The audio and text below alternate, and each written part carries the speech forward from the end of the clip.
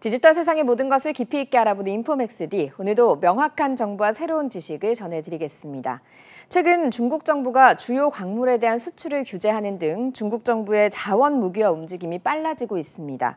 우리 경제에 미칠 영향에도 관심이 커지고 있는데요. 그런데 최근 있었던 한미일 정상회담에서 언급된 한미일 공급망 삼각연대가 대안이 될 수 있을지 또 이 부분에도 관심이 쏠리고 있습니다. 관련 내용 짚어보겠습니다. 박소희 산업연구원 연구원님 모셨습니다. 연구원님 어서 오세요. 네, 반갑습니다.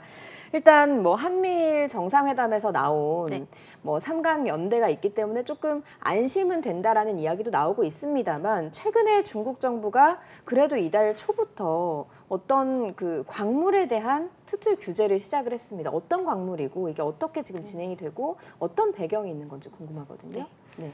지금 8월 1일부로 중국이 수출 통제를 실시를 하고 있는데요. 네. 해당 광물은 갈륨과 게르마늄 네. 관련 품목입니다. 이따가 뒤에 설명을 드리기는 할 텐데요. 갈륨과 게르마늄이 일단 반도체나 그런 통신 관련해서 꼭 필수적인 소재여서 그것에 주목이 되고 있는 상황이고요.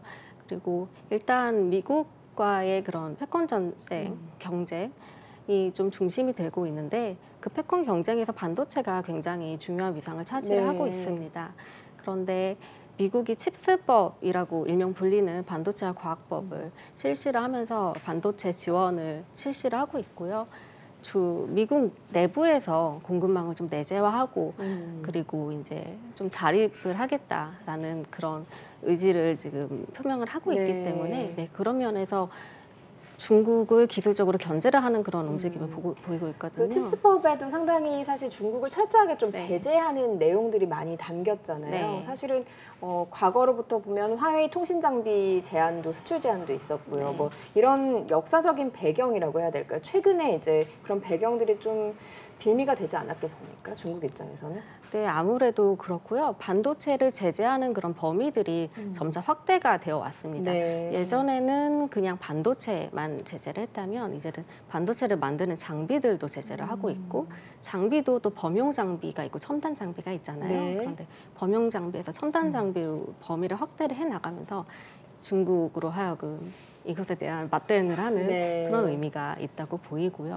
그런데 단 한 가지 그 자원 무기화의 배경으로 고려를 해야 될 점이 사실 이 핵심 소재, 핵심 광물이라는 것이 중국의 첨단 산업을 국가 자신의 내부에서 공급망을 형성을 하고 발전을 시키는 데도 필요한 자원이기 때문에 중국도 스스로 자기가 국내에서 충분한 자원을 확보하는 것이 굉장히 중요합니다. 그런데 갈륨 같은 경우에는 중국 내부에서는 매장량이 고갈이 되고 있어서 우리가 쓸 것도 충분하게 확보하기가 어려워지면 어떡하냐라는 그런 경계의 목소리가 있거든요. 그래서 미국에 대한 맞대응과 더불어서 이런 중국의 국내적인 사정도 생각을 할 필요가 있다고 보입니다. 그러면 어쨌든 한미일 정상회담이 있었던 건 8월 중순이었고 이 갈륨과 게르마늄에 대한 수출 제한 조치는 8월 1일 정도부터 시작이 됐으니 국내외 사정이 모두 복합적으로 고려가 되어서 이 수출 제한이 시행된 거다. 그러면 갈륨이랑 게르마늄이 뭔지를 좀 알아봐야 될 것 같아요. 어떤 광물입니까? 일단 갈륨과 게르마늄은 반도체 핵심이라고 이야기를 하는데요. 칩 제조나 통신, 군사장비 등에 사용이 되는 그런 소재입니다. 특히 갈륨 같은 경우에는 차세대 전력 반도체, 미래 고성능 반도체에 이제 중요한 역할을 한다라고 알려져 있는데요. 차세대가 왜 차세대냐면 지금 현재 반도체 같은 경우에는 실리콘을 기반으로 하고 있다면 차세대 반도체 같은 경우에는 갈륨을 기반으로 만들기 때문에 앞으로 미래 반도체 산업 발전에 있어서 굉장히 중요한 소재라고 할 수 있습니다. 그러면 지금 갈륨과 게르마늄이 중국 내에 매장은 얼마나 되어 있고 또 들어보니까 중국이 세계 광물 시장도 좀 주도를 해서 투자를 해서 가지고 있다라고 들었거든요. 중국이 얼마나 많은 이 광물에 대한 포션을 좀 차지하고 있는지 궁금합니다. 일단 가장 중요하게 보셔야 할 것은 매장량도 중요하지만 얼마나 사용할 수 있을 만큼 중국이 제공을 할 수 있느냐가 중요하잖아요. 그런데 중국이 생산량 같은 경우에는 갈륨과 게르마늄 모두 90%, 세계 시장의 90% 이상을 차지를 하고 있기 때문에 굉장히 독점적인 지위를 가지고 있다라고 보셔야 합니다. 90%면 정말 상당한 양을 가지고 있는 건데 이게 차세대면 지금 연구도 이 광물을 포함해서 반도체 관련 연구도 많이 진행이 될 거고 실제로 만들어지고 있는 그런 제품들도 있을 거고 걱정이 되는 부분이 있어서 기업들 입장에서는 시름이 좀 깊은 부분이 있을 것 같거든요. 그러면 이 수입 절차라든가 이런 게 수출 제한이 되면은 좀 바뀌는 부분이 있습니까? 아니면 기업들 입장에서 피해를 보는 부분들이 있습니까? 일단 이게 수입을 하려면 어떻게 한다기보다는 중국 기업이 우리 기업을 포함해서 해외에 수출을 하려면 어떻게 해야 된다를 살펴보시는 게 중요한데요. 일단 지금 갈륨과 게르마늄 관련 품목을 우리에게 수출을 하기 위해서는 상무부의 허가가 이제는 필요합니다. 중국 상무부의 허가요? 중국 상무부의 허가를 중국에서 우리나라에 수출하려는 업체가 받아야 하고요.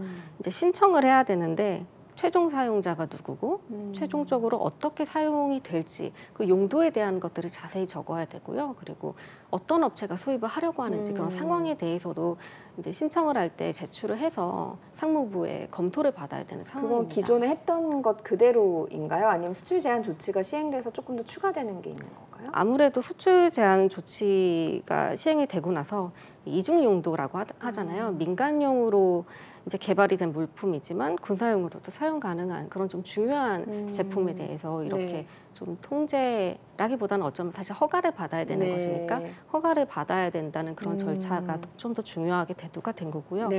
그리고 이제 승인을 상무부로부터 받게 되면 수출 허가증을 주는데 이 허가증을 가지고 중국 세관에 가서 이제 통관 절차를 밟게 됩니다. 그러면 그런 과정들에서 조금 더 오래 기다려야 된다거나 뭐 당장에 우리는 빨리빨리 이거를 가지고 무언가를 해야 되는데 그런데 좀 절차에 차질이 생긴다거나 일정에 차질이 생긴다거나 이런 기업들의 어려움들은 좀 생길 수 있겠군요. 그런 것들은 생길 수 있겠죠. 왜냐하면 절차라는 것이 법적으로 며칠에서 며칠 내까지 처리를 하겠다고는 하지만 최대치가 있잖아요. 그럼 최대치에 근접하게 절차가 진행될 경우에는 아무래도 그럴 수 있겠죠. 갑자기 궁금해져서 그런 건데요. 중국 전문가시니까요. 중국은 이런 수출 제한 조치가 있으면 어떻습니까? 이렇게 행정 절차가 좀 더 오래 걸린다거나 지지부진해진다거나 이런 문화적인 좀 그런 배경 같은 걸 갖고 있을까요? 문화적인 배경이라기보다는 일단 이 조치 자체가 좀 내포된 의미가 있다라고 한다면은 충분히 중국이 활용을 할 수 있는 상황이잖아요. 그래서 절차적으로 방금 말씀드렸다시피 법정으로 며칠부터 며칠까지 처리한다고 규정은 하고 있지만 최대치에 가깝게 끄는 방법을 선택하는 것도 사실 중국의 선택이기 때문에 정부의 선택일 수 있기 때문에 그런 점이 있다고 볼 수 있겠죠. 활용을 그렇게 할 수 있다. 할 수 있는 여지가 있는 그런 법제 규제를 만든 것이니까요. 빨리 해줄 수도 있지만 이걸 좀 오래 끌어서 어려움을 줄 수 있다. 이만큼 우리가 좀 힘을 가지고 있다. 광물에 대해서 그런 것들을 그런 방식으로 보여줄 수 있다. 영향력을 좀 행사한다라고 볼 수도 있겠죠. 네, 그럴 수 있겠네요. 그러면 우리 산업에는 지금 갈륨과 게르마늄 자체의 수출 통제가 가시화됐으니까요. 이게 어떤 피해를 좀 줄 수 있는지 얼마나 영향을 미치는지 좀 궁금하거든요.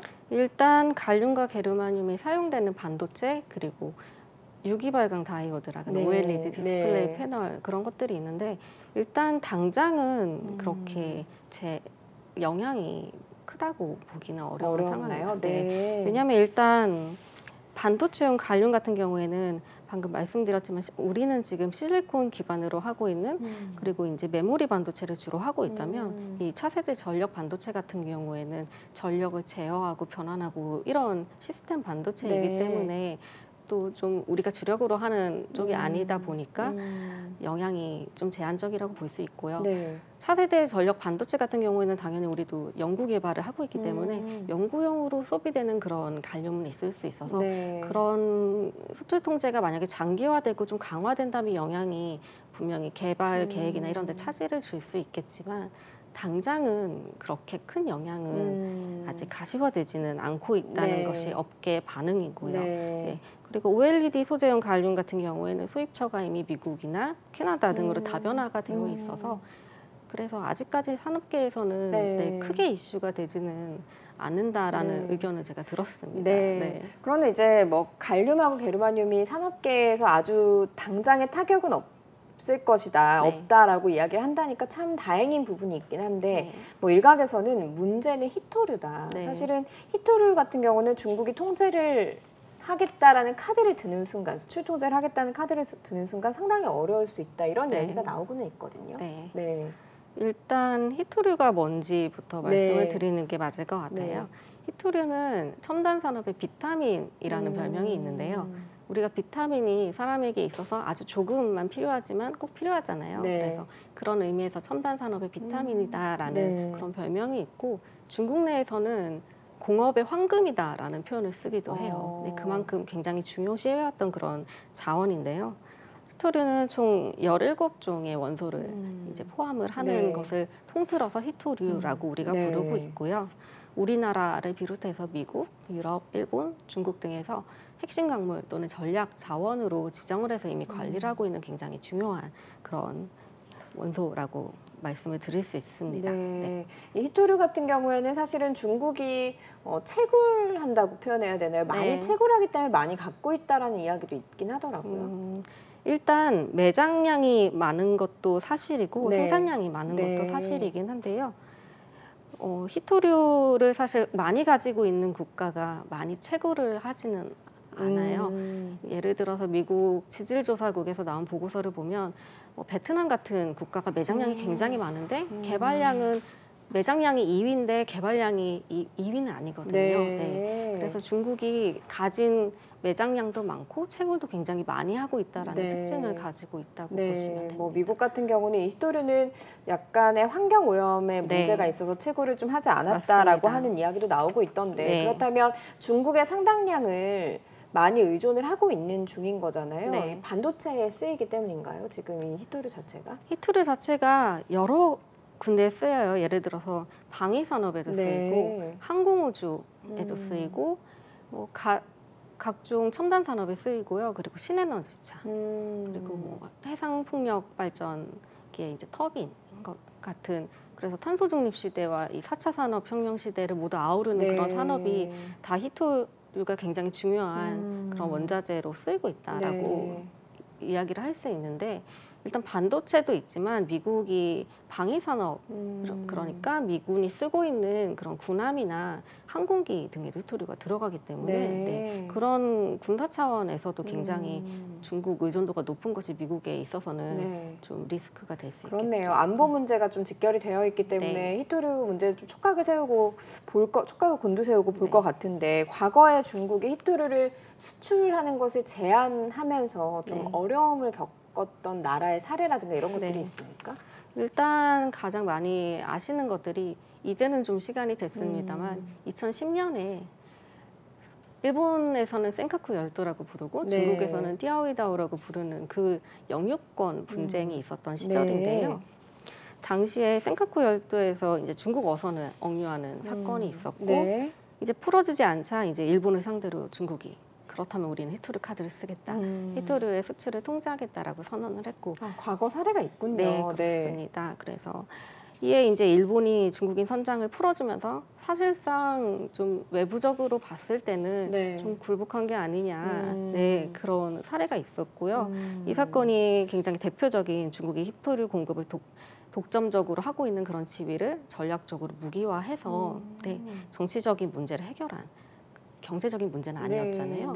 그래서 그런 경제 무기화한 그런 사례라고 볼 수 있습니다. 히토류를 이렇게 중국이 좀 많이 가지고 있는, 장악하고 있는 그런 배경이 있을까요? 투자도 상당히 많이 하는 것 같고요. 자원을 발굴하기 위해서 어떤 좀 배경과 기술 뭐 이런 것들을 갖고 있길래 가능한 걸까요? 일단 첫 번째로 자원 관련해서 발전을 하려면은 타고난 부존량이 있어야 되거든요. 이게 사실 어떻게 보면 노력한다고 매장량이 많아지고 이런 부분은 땅은 아니죠. 뭐 사실은 뭐 어떻게 봐야 될까요? 과거에 좀 정해진 거잖아요. 이미 날 때부터 정해진. 그래서 굉장히 날 때부터 정해진 17종의 히토류를 모두 가지고 있는, 그리고 다른 핵심 광물들도 굉장히 많은, 그래서 풍부한 자원을 가지고 있다는 점이 일단은 큰 강점이고요. 그리고 두 번째로는 말씀하신 것처럼 기술력이, 중국이 이제 기술력을 보유를 하고 있고, 그리고 경제성이 또 높아야겠죠. 그래야지 다른 국가들이 중국의 히토류를 선택할 확률이 높으니까요. 그래서 저렴한 전기료나 인건비 같은 것도 한몫을 했다고 생각할 수 있고요. 그리고 아무래도 인구도 많고 뭐 그러다 보니까 이제 대규모 생산 능력도 갖추고 있고, 네, 그렇습니다. 실제로 얼마나 히토류를 중국이 좀 가지고 있다라고 봐야 되는 건가요? 일단 미국 지질조사국의 보고서에 따르면은 33.8% 정도가 매장이 되어 있다라고 하고요. 전 세계에서? 네, 그렇습니다. 네. 물론 이게 이제 그 보고서에서 반올림한 수치로 하느냐 아니면은 정확한 수치로 하느냐에 따라서 조금의 수치 차이는 있을 수 있지만 그 정도라고 생각을 해주시면 되고, 네, 그리고 이제 생산량 같은 경우에는 60%가 넘죠. 과거에는 80, 90%까지도 갔었고요. 그 이제 생산량이 조금 줄고는 있지만 아직도 굉장히 독점적인 그런 지위를 확보를 하고 있다고 볼 수 있습니다. 그 히토류 중에서도 사실은 그 종류가 조금씩 다르잖아요. 그 종류 중에서 어떤 종류를 좀 많이 가지고 있나요, 중국이? 중국이 특히나 강점을 가지고 있는 부분이 중히토류예요. 네. 중히토류 같은 경우에는 군사 무기에도 많이 쓰이고 굉장히 전략적으로 중요한데 그것을 중국이 굉장히 한 90% 정도 되는 그 정도의 이제 포션을 가지고 있다 보니까 중국이 아무래도 히토류에 관련해서 영향력이 굉장히 크다라고 볼 수 있는 거죠. 그렇군요. 네. 중국이 지금 앞서서 말씀 여쭤보기도 했지만 다른 나라, 다른 국가에도 투자를 해서 그 자원을 캐내기 위해서 굉장히 많은 돈을 들이고 있다. 네, 그렇게 들었거든요. 네, 어느 정도 되는 겁니까? 일단 중국 같은 경우에는 해외 광산도 굉장히 많이 가지고 있어요. 그러니까 채굴권을 가지고 있죠. 거의 독점하다시피 하다고 보시면 되고요. 또 관련해서는 예를 들어서 아프리카 같은 나라에도 공을 들인 지가 거의 2000년대 초부터 이게 단순히 투자를 한다고 이제 되는 것 물론 투자가 중요하지만 그 전부터 굉장히 외교적으로 노력을 많이 했어요. 그래서 아프리카 국가들에 대한 굉장히 자원 외교를 굉장히 공을 들였었고 이미 20년 전이죠. 그리고 이제 2012년에 모잠비크에서 이제 광산 채굴권을 획득을 할 때도 중국이 획득을 있었던 이유가 사실 투자 금액도 중요하지만 그런 외교적인 노력이 같이 뒷받침이 되면서 사실상 광산에 대해서도 높은 독점권을 가지고 있다, 그런 지위를 가지고 있다라고 볼 수 있습니다. 그만큼 이제 본인들이 가지고 있는 무기 중에는 이 자원이 상당히 큰 무기다. 굉장히 힘을 과시할 수 있는 무기다라고 그렇게 이제 판단을 했던 것 같은데 지금 얘기를 들어보니까 뭐 해외 다른 나라, 자국 내에 매장되어 있는 히토류라든가 다른 광물뿐만이 아니라 해외 다른 나라에 지금 채굴권을 가지고 있는 것들과도 손을 잡게 되면 이 파워가 엄청나겠다라는 생각이 들긴 하거든요. 근데 우리나라가 지금 사실 중국보다는 외교적으로 미국에 조금 더 가까운 노선을 가고 있는 건 사실인 것 같고, 최근에 이제 모두에 말씀드렸습니다만 한미일 정상회담 통해서 조금 더 이제 삼국이 밀착되는 모습을 보이면서 중국이 이 광물을 가지고 보복할 수도 있지 않을까. 그랬을 때 우리 경제가 굉장히 어려워질 수도 있지 않을까 하는 생각이 드는데 연구원님이 보시기에 중국이 이 카드를 들 확률은 어느 정도 된다고 보시는지요? 일단 당장 광물 수출을 통제할 가능성은 좀 제한적으로 봐야 될 것 같고요. 우리나라에 대해서요? 네, 우리나라에 대해서요. 그렇긴 한데 히토류의 전략적인 무기와 이 카드는 중국이 사실 언제 꺼내들어도 이상하지 않은 카드라고 생각이 들어요. 왜냐하면 이런 일이 있지 않더라도, 이런 이슈가 있지 않더라도 중국은 꾸준히 히토류 관련된 조례를 이제 제정을 하고 관련돼서 그런 히토류 광물도 그렇고 히토류 광물을 이제 재련하거나 그런 기술도 그렇고 이런 것에 대해서 항상 수출을 조금 규제를 하고 우리가 통제라기보다는 좀 관리하겠다. 중국에서는 규범화라는 말을 쓰는데요. 규범화하겠다, 그런 움직임을 많이 보이고 있기 때문에 꼭 이런 이슈가 있지 않더라도 상시적으로 좀 준비하고 있다는 그런 움직임을 보이고 있거든요. 중국 내에서? 네, 중국 내에서 정책 같은 것을 발표를 할 때 제가 평소에 모니터링을 하다 보면 그런 움직임이 나타나서 사실 언제든지 꺼내들어도 이상하지 않은 법적으로, 제도적으로는 조금 준비가 되어 있는 카드다라는 생각이 듭니다.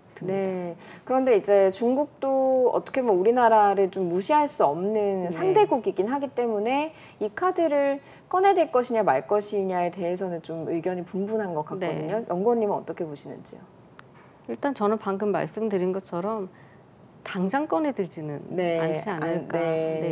하지만 어떤 협상을 함에 있어서 아까 말씀드렸지만 2010년도에 일본 사례처럼 꼭 히토류랑 관련이 있는 사건이 아니라 할지라도 중국이 꺼내들 수 있는 여러 가지 협상 카드 중에 하나이긴 하기 때문에 그것에 대한 염두는 우리가 중장기적으로 계속 생각을 좀 하고 염두에 두어야 된다라고. 그럼 이걸 여쭤볼게요. 요새 중국이 생각하는 우리나라는 어느 정도 되나요? 그러니까 당장 그 히토류 카드를 쓰지 않을 것이라고 예측은 해주셨습니다만 이게 이제 어느 정도 파트너를 맺을 상대가 되기 때문에 안 쓰는 건지 네, 이런 지금 중국이 생각하는 우리나라 경제적으로 이 부분이 궁금하거든요.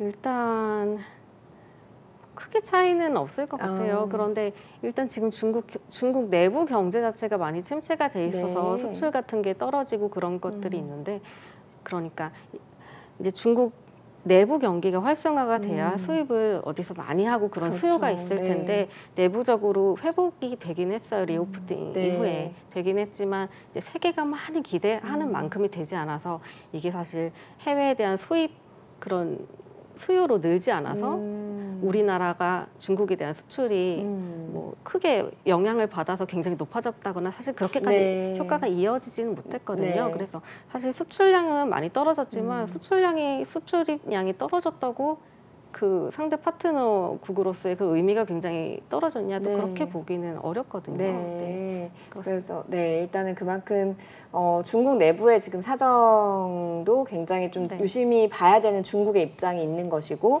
당장 이 카드를 되게 원래 좀 막강한 카드는 가장 마지막에 쓰는 거니까 뭐 만지작 거리고는 있습니다만 이게 이제 당장에 나오지는 않을 것이다라고 예측을 해주신다라는 말씀이신데, 그래서 지금 이렇게 전 세계가 돌아가는 판세에서 협상이 굉장히 중요한 것 같아요. 그래서 미국 상무부 장관이 지금 중국에 가 있거든요. 그래서 협상을 진행 중이다. 굉장히 미국도 바쁘게 움직이는 것 같습니다. 뭐 일주일 전, 10일 전쯤에는 한미일 정상회담이 있었고 또 3개월 사이에 장관 3명이 중국에 가서 이야기를 나눌 정도로 협상에 공을 좀 들이고 있는 모양새긴 해요. 지금 이제 어떤 상황인 거고 어떻게 협상이 좀 진행될 거라고 예측을 하시는지요? 일단 협상 관련해서는 상무부 장관이 갔고 핵심 광물이나 반도체 관련해서도 주요 현안으로 이제 논의가 될 거다라고까지는 일단 이야기가 나온 상태이고요. 그런 상황입니다. 그러면 지금 그렇게 협상이 진행이 되는 것이 우리가 유심히 봐야 되는 게 한미일 3국이 경제 공급망 조기 경보 시스템을 이거 말이 어려워요. 이렇게 이제 하기로 협력을 하기로 했잖아요. 이 협의체를 만들자라고 했잖아요. 이게 이제 과연 실효성이 있을 것이냐. 또 한편으로는 미국이 중국과 이야기를 하면서 중국하고 이런 얘기 했는데 우리는 그렇게 위험하지 않을 것 같아 하고 우리한테 경보를 좀 조기에 줄 것이냐. 뭐 이런 관심들이 좀 쏠리고 있거든요. 어떻게 보시는지요? 일단 삼각 공조 플랫폼이 마련이 된 거잖아요. 그동안은 한국과 미국 그리고 일본이 각자 운영해 오던 그런 시스템을 이제 연계하는 작업부터 이제 시작이 될 텐데, 어쨌든 한미일 3국이 각자 운영했던 것을 연계를 함으로써 핵심 국가를 선별을 할 거고, 그리고 이제 3국의 제외 공간에서도 어떤 품목에 대해서 우리가 모니터링을 할 건지 그런 것들이 이제 정해질 거고, 그렇게 되면 정보를 교환을 할 거고, 그리고 또 공조를 위한 협의를 정례화했기 때문에 이제 정기적으로 말을 할 수 있는 그런 정보를 공유할 수 있는 채널이 만들어진 거잖아요. 그래서 그런 플랫폼을 마련했다라는 것에 대해서는 굉장히 의의가 있다라고 생각이 들고요. 그리고 아무래도 미국이랑 일본과 협력을 하게 되면 정보나 외교력 같은 면에서도 서로가 서로의 정보력과 외교력을 좀 공유를 할 수 있으니까 시너지가 있지 않을까 생각이 듭니다. 다만 아직 자세한 내용은 또 정해져야 되기 때문에 그리고 자세한 내용이 정해져야 되고 그 내용이 가시적인 성과로 나타나기까지는 또 시간이 소요가 되잖아요. 그래서 조금 더 지켜볼 필요는 있을 것 같습니다. 뭐 중국이 만약에 이제 보복을 할 그런 낌새를 보이더라도 이 조기경보 시스템에서 구체적으로 정해지기만 한다면 우리에게는 좀 이득이 될 수 있겠네요.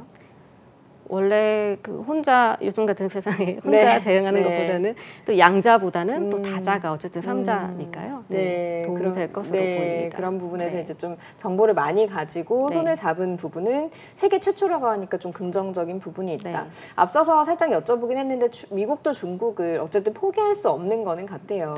뭐 좀 싫은 친구지만 같이 가야 되는 친구. 그래서 지금 협상을 계속 진행을 하려고 상무부 장관, 우리나라로 치면 산업통상자원부 장관이긴 하지만 어쨌든 상무부 장관은 전 세계 경제에서 영향력을 굉장히 많이 미치는 사람 중에 한 명이죠. 그런 사람 중국에 가서 뭔가 완화하려는 움직임이 있다는 건 좀 유심히 봐야 될 것 같아요. 네, 그렇습니다. 일단 미국과 중국의 관계에 대해서 미국과 중국도 우리는 이견이 있지만 소통과 대화를 통해서 협력을 해야 되는 관계다라고 인지를 하고 있고요.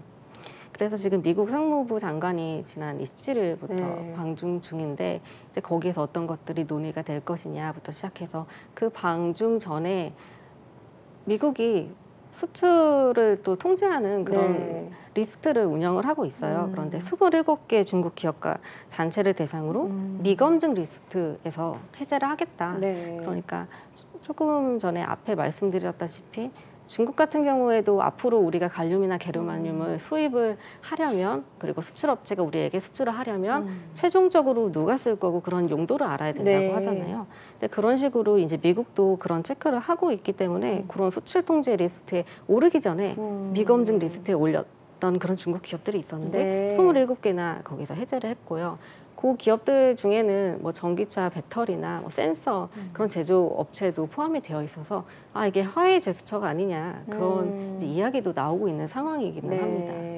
어떻게 될지 좀 지켜보면서 우리도 우리 나름대로 좀 자구책을 마련을 해야 될 것 같은데 중국하고 이제 만약에 중국이 보복을 할까봐 걱정이 되는 부분이 사실은 있잖아요. 어떻게 좀 관계를 유지해가고 어떤 좀 대안들이 있겠습니까? 일단은 의존도를 낮추는 게 가장 근본적인 해결 방법이긴 하죠. 오래 걸리잖아요. 네, 그렇죠. 가장 근본적인 방법은 우리가 히토류를 개발하는 것. 그런 것들이 있지만 정말 굉장히 오래 걸리고 말씀드린 것처럼. 그래서 그럼 중국 이외에 그런 수입선을 다변화하는 그런 전략을 지금 정부도 추진을 하고 있고 앞으로도 계속해 나가야 될 텐데 그 방법이 시간은 당연히 많이 걸릴 수밖에 없지만 장기적으로 가야 하는 방향이다라고 말씀을 드릴 수 있고 그러려면 말씀드렸다시피 그런 다자 간의 국제적인 외교에도 굉장히 자원 외교에도 신경을 써야 되는 부분이 있고요. 그래서 어쨌든 중국 의존도를 낮추기 위해서 뭐 호주나 브라질이나 뭐 베트남 이런 국가들 그러니까 중국 다음으로 매장량이 많고 그리고 이제 생산량에서도 두각을 보이는 국가들과의 그런 협력이 굉장히 중요하고요. 특히 베트남 같은 경우에는 매장량이 굉장히 많거든요. 그래서 좀 우리가 눈여겨봐야 되는 국가 중에 하나인데 다만 중국이 히토류 공급망을 장악한 것에는 매장량, 생산량도 있지만 그 기술이 있거든요. 사실 이렇게 많이 생산을 하고 어떻게 재련을 하고 이런 것들에 있어서 중국이 굉장히 강점을 가지고 있는데 베트남은 아직은 관련 기술이 조금 더 발전을 해야 될 여지가 있고 그리고 이제 매장량의 많은 부분이 중국 같은 경우는 중히토류가 이제 지금 세계적으로 독점하고 있는데 좀 경히토류가 많아서 그런 점들은 조금 감안을 우리가 하면서 하지만 또 공급망을 이제 다변화하는 데 있어서는 굉장히 좋은 대안이기 때문에 이제 베트남을 좀 생각을 해야 될 것 같고 그리고 의존도를 낮추는 것이 사실 즉각적으로 중국에 대한 의존도를 우리가 0으로 만드는 건 사실 비현실적이에요. 그렇죠. 네, 그리고 완전하게 우리가 독립하는 것도 비현실적이고 어쨌든 기존의 협력이라는 것을 이어왔기 때문에 그런 것들을 당장에 포기하는 거는 비현실적이라고 생각을 해요. 완전히 배제를 하는 것은. 하지만 어쨌든 장기적으로 방금 말씀드렸다시피 그렇게 중국을 대체할 수 있는 그런 국가들과의 관계를 강화를 빨리 시키고 그런 것에 주안점을 두고 그리고 그런 식으로 양자 관계도 중시를 하고 그리고 우리가 이제 미국이 주도하고 있는 광물 안보 파트너십에 또 이제 가입을 했기 때문에 그런 다자적인 프레임을 또 활용을 해서 여러 가지 측면에서 우리의 활로를 모색하는 것이 필요할 것 같고요. 그리고 마지막으로는 이제 탄소 중립 시대잖아요. 히토류가 환경오염이 많지만 또 반대로 히토류의 순환 경제도 굉장히 이제 떠오르고 있는 그런 이슈 중에 하나거든요.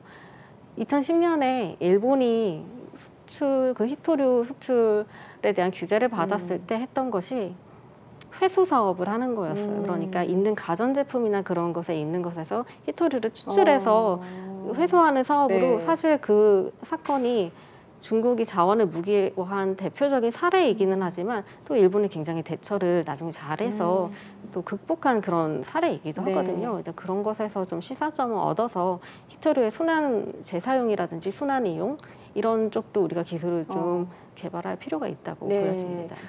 모실 때는 사실 당장의 그 보복과 그 광물로 인한 우리의 피해만 봤는데 사실은 좀 장기적인 안목을 가지면 이게 잘 대처할 수 있는 부분들이 있다라는 점을 좀 배우게 된 것 같습니다. 알겠습니다. 오늘 말씀 여기까지 듣겠습니다. 고맙습니다. 감사합니다. 네, 인포맥스니 벌써 마쳐야 될 시간이 됐습니다. 영상을 보신 후에 궁금하신 점이나 개선해야 될 점이 있다면 유튜브 연합뉴스 경제TV 채널을 통해서 댓글을 달아주시면 더 좋은 방송으로 찾아뵙겠습니다. 고맙습니다.